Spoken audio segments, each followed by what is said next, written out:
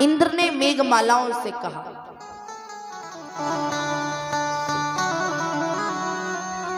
एक काम करो, अगर पूरा ब्रज सारे वृंदावन वासी अगर जल में डूब गए हो तो अब जल बरसाना बंद करो। मेघमालाएं पसीना पहुंचते हुए आई और उन्होंने कहा, मेघमालाओं ने कि सुनो, जितना जल आज तक हमने कभी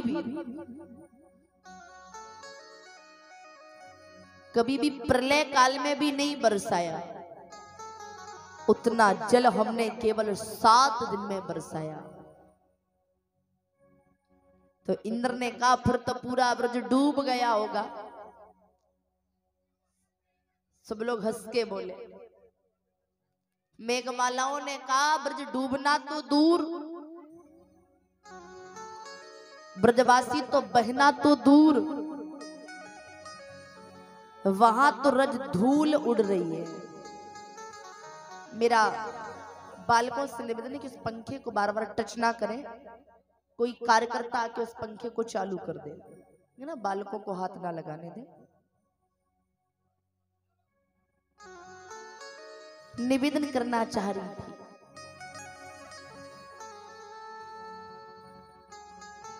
श्री परीक्षित जी ने प्रश्न कर दिया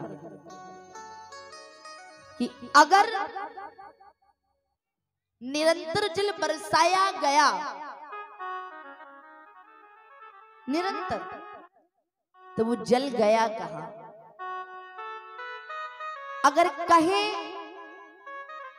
तो कन्हैया जी ने गिरिराज जी को धारण कर लिया, तो केवल जल कहीं ना कहीं वो तो छाते के जैसे प्रयोग कर रहा है ना। जैसे अगर व्यक्ति छाते के नीचे रहता है तो नहीं भीगता, लेकिन आसपास की जगह तो गीली होती है ना निश्चित तौर पर,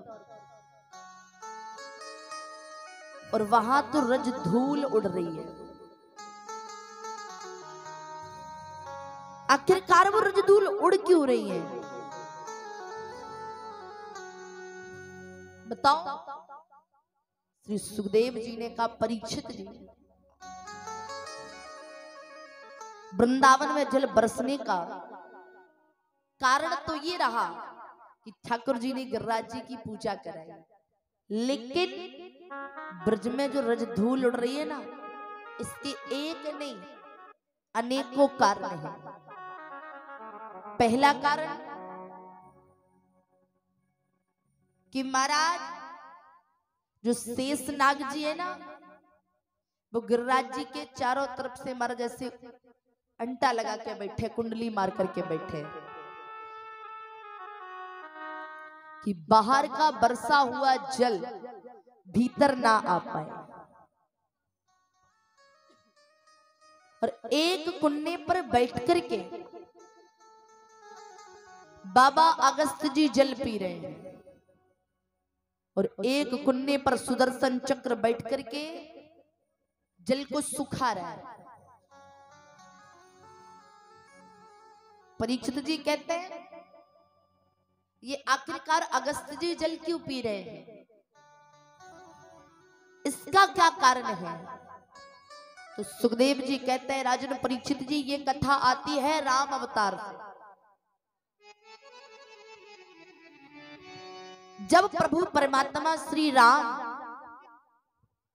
रावण का वध करने के बाद जब श्रीधाम अयोध्या जी वापस आए, तो एक दिन माता जानकी जी ने प्रभु श्री राम से कहा,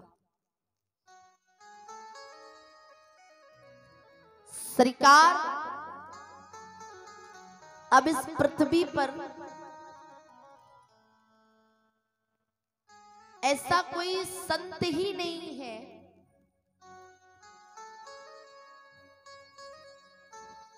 जिसे मैं मन भर के भोजन करा सकूं। क्यों? कोई 4 पुड़ी खाता है, कोई 10 पुड़ी खाता है, और वो इतनी पूड़ियां खा करके उठ जाता है। ऐसा कोई संत ही नहीं है जिसे मैं मन भर के भोजन करा सकूं। प्रभु श्री राम जी बोले, देखो सीता, ये भारत की भूमि है ना, जो कल वीरों से खाली थी और ना आज वीरों से खाली है, ना ये कल संतों से खाली थी और ना आज संतों से खाली है। सीता, इस तरीके की बातें करना उचित नहीं है। कारण सीता जी बोली, मैं विश्वास नहीं करती, ऐसा कोई संत लेकर के आओ जिससे मैं मन भर के भोजन करा सकूं। राम जी ने कहा, एक काम करो सीता जी, आप भोजन बनाना शुरू करो, आज संत जी को लेकर के हम आते हैं। राम जी गए सीधा बाबा अगस्त के पास और अगस्त जी से जाके बोले, महाराज आज दोपहर का भोजन आपका हमारे यहाँ है, पधारिए। अगस्त जी साथ में चल दिए। सीता जी ने अगस्त जी की आसन रसोई के सामने डाल दी। एक बड़ी सी थाली में 56 प्रकार के भोग बनो के परोस दिए। और सीता जी बोली अगस्त जी से, महाराज भोजन प्रारंभ करिए। अगस्त जी ने एक बार राम जी को निहारा और सरकार को निहार के पूछा नजरों से, सरकार मुझे किस रूप में भोजन करना है? जिस रूप में मैंने समुद्र को पिया था कि साधारण रूप में? राम जी मुस्कुरा के कह दिए, ना, जिस रूप में समुद्र को पिए थे ना, उसी रूप में भोजन करना है, उसी रूप में। अब जब इतना का उसी रूप में, तो अगस्त जी बोले, भैया राम आप तो जाओ, अब तकरीबन 10-15 दिन बाद लौट के आ। राम जी चले गए। सीता जी ने सुबह 12 बजे से भोजन कराया, दोपहर से शाम के 8 बज गए रात्रि के। और 8 बजे सीता जी एक प्लेट में, एक थाली में 4-6 पूड़ियां रख करके लेके आई।